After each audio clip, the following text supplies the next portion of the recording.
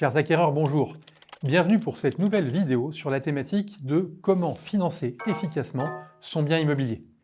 Ça y est, vous avez trouvé votre bien immobilier, l'heure du financement a sonné. Vous avez décidé de financer celui-ci en totalité ou en partie grâce à un crédit bancaire. Je vous invite à regarder cette vidéo pour bien comprendre les différentes étapes qui vous permettront d'assurer le succès de votre opération. Point important, je vous invite à prendre connaissance de cette vidéo, même si vous avez fait appel au service d'un courtier. Comme on dit souvent, la confiance n'exclut pas le contrôle, et votre rôle, même si vous avez délégué une partie de votre financement, votre rôle est essentiel dans la coordination et dans la mise en place des différentes étapes. Une dernière chose, avant de rentrer dans le vif du sujet, n'oubliez pas d'intégrer les délais bancaires dans l'animation de la mise en place de votre financement. Les périodes estivales, par exemple, ou les fêtes de fin d'année, sont des moments où les délais peuvent s'allonger parfois de plusieurs semaines. Je vous propose maintenant d'étudier, de regarder, de scruter les différentes étapes qui vous permettront de financer votre opération immobilière. Tout d'abord, la constitution du dossier. Cette étape, évidemment la toute première, elle est absolument fondamentale. L'idée est simple, vous devez rassembler l'ensemble des pièces justificatives qui vont permettre à la banque d'apprécier votre dossier. Il s'agira de votre bulletin de salaire, des titres de propriété des biens immobiliers que vous avez en main, de vos relevés de compte. Si vous êtes indépendant, la banque vous demandera les bilans de votre entreprise, etc., etc. N'hésitez pas à vous rapprocher de nos services si vous avez un doute sur l'ensemble des pièces relatives à votre situation. Quoi qu'il en soit, il est impératif de bien les identifier dès le départ et il faut noter que certaines pièces sont plus longues à la récupération que d'autres. Et ces éléments sont évidemment à prendre en compte là aussi pour le succès de votre opération. À noter que si vous avez une situation particulière, les banques seront très exigeantes s'agissant de certaines pièces administratives. Il est donc essentiel de bien anticiper. Typiquement, j'ai évoqué le cas du chef d'entreprise, la banque peut être amenée par exemple à demander les bilans de votre entreprise.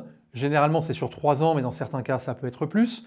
La banque peut demander des attestations de valorisation de votre entreprise auprès du comptable et elle peut également demander un accès complet à l'ensemble des statuts de votre société, ce qui peut bien évidemment prendre beaucoup de temps. Il est donc là aussi indispensable d'anticiper. Une fois que vous avez rassemblé l'ensemble des pièces nécessaires pour la mise en place du financement, vous allez donc solliciter votre banque ou des organismes bancaires concurrents. Ce travail sera fait en direct par vous ou par l'intermédiaire d'un courtier. N'hésitez pas à ce propos à consulter la vidéo que nous avons réalisée sur le sujet et qui vous indiquera quelles sont les valeurs ajoutées du courtier. Quoi qu'il en soit, l'idée est d'arriver vers la banque avec ce dossier complet pour permettre au conseiller que vous aurez en face de procéder à une pré-étude. À l'issue de ce rendez-vous, le conseiller bancaire produira une simulation pour vous indiquer quelle serait la mensualité et surtout quel serait le budget auquel vous pouvez prétendre compte tenu de votre patrimoine et de vos moyens financiers. Cette simulation, qui généralement tient sur 2 pages, vous permettra de manière relativement précise d'avoir une idée effectivement de la contribution financière pour acheter une maison, un appartement qui correspond à votre projet. Cette simulation n'a aucune valeur juridique. Nous devrions, les banquiers devraient même plutôt l'appeler pré-étude, bien évidemment, puisqu'elle est faite lors d'un rendez-vous, la plupart du temps, sur la base d'informations déclaratives issues des différentes informations relatives à votre patrimoine. Et donc, en aucun cas, elle n'engage le banquier dans la faisabilité du financement. En revanche, elle commence à permettre de prendre la température sur vos capacités. Une fois que cette étape est franchie, le banquier aura donc en main l'ensemble des pièces de votre dossier et va pouvoir procéder à une étude plus approfondie. Cette étude, généralement, sera réalisée au sein de l'agence bancaire que vous avez sollicitée. À l'issue de celle-ci, le banquier vous fournira ou non un accord de principe s'agissant du financement. Attention, cet accord de principe n'a pas plus de valeur juridique que l'estimation que nous évoquions préalablement. Il est la résultante d'une étude plus détaillée que celle que le banquier avait fait initialement. Il continue à conforter la faisabilité de votre crédit, mais en aucun cas il n'est un engagement définitif de la banque quant à la faisabilité du financement de votre projet. Il est très important de prendre en considération ces éléments et de ne pas s'endormir, si je puis dire, dans le montage de son opération à cette étape-là. J'en veux pour preuve que le courrier qui indique l'accord de principe du banquier est conditionné notamment par la mise en place de la garantie, mais également l'acceptation par la garantie du questionnaire de santé que vous aurez à transmettre dans le cadre de votre acquisition. Une fois l'accord de principe obtenu, vous allez entamer les démarches de mise en place de la garantie et surtout vous allez entamer les démarches vis-à-vis de l'assurance décès emprunteur. Cette assurance est essentielle. Là aussi, je vous invite à regarder la vidéo qu'on a réalisée sur le sujet. Elle vous protège en cas de défaillance de votre part dans le remboursement du crédit. Et pour la mise en place de cette assurance, eh bien évidemment, l'assureur va vous demander de justifier de votre état de santé. C'est tout à fait normal. Il est à noter, bien évidemment, que si votre état de santé n'est pas bon, vous risquez d'avoir à réaliser des examens complémentaires. Il ne faut surtout pas négliger, bien évidemment, le temps de mise en place de la partie assurantielle dans un crédit, surtout si vous avez des problèmes de santé qui peuvent être par exemple de la tension artérielle, qui peuvent être également si vous avez eu des maladies dans un délai de 5 ans précédant effectivement la mise en place du crédit. Voilà, vous pouvez vous attendre à ce que les délais s'allongent et qu'il soit parfois compliqué de trouver un assureur qui vous suive.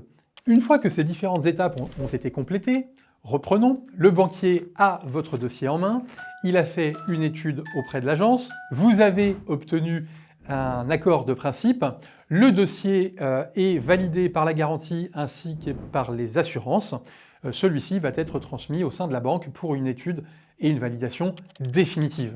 Et à ce moment-là, le banquier éditera ce qu'on appelle une offre de prêt.